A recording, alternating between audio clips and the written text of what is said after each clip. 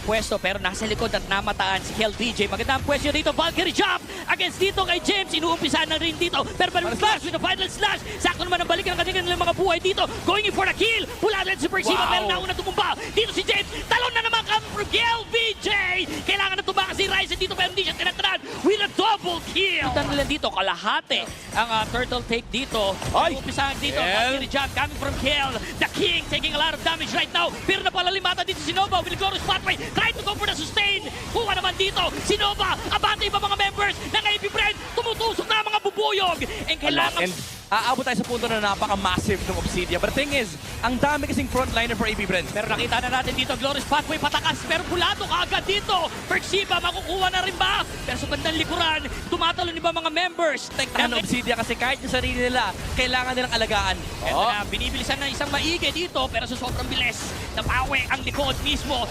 Ating ibig na fly and slash. Yun ang pinahihintay nila setup. Nakuha dito si Kel VJ. This is it para sa side ng Omega. Dalay! Yung mga buto-buto, lamang na dito mga members ng Omega. Kumagat sa pangagat. Going in for the kill. Ubos with a double kill. Yung pinakakuha nila dito. Sila na dito. With a dash, balik ang kanya nila mga buhay. Nahuli! Nila dapat huluyan dito. Ang dami pulado for the side ng AP Friends. Malikwa si Kel VJ. Fronting in. Pero kinukontrol siya with a hand of the bone. Pinaginip dito. Naku po, pinangungot. Eto si Nova. Minsan yung mga bubuyog na usukan. Oy, conceal play. Paring habulin dito. They're going for the stun. Kalahati ang buhay. Final slash dito. Si Nova kinapitan dito ng hand of bone. Nesky doing a great job trying to hold.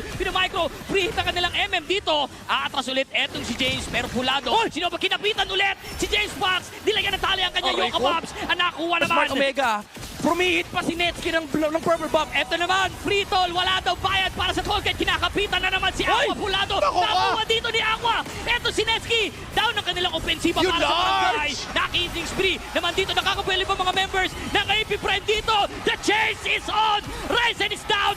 Hello? Hello? Ambak Israel na nga ba? Persiva ay sinunod with a double kill.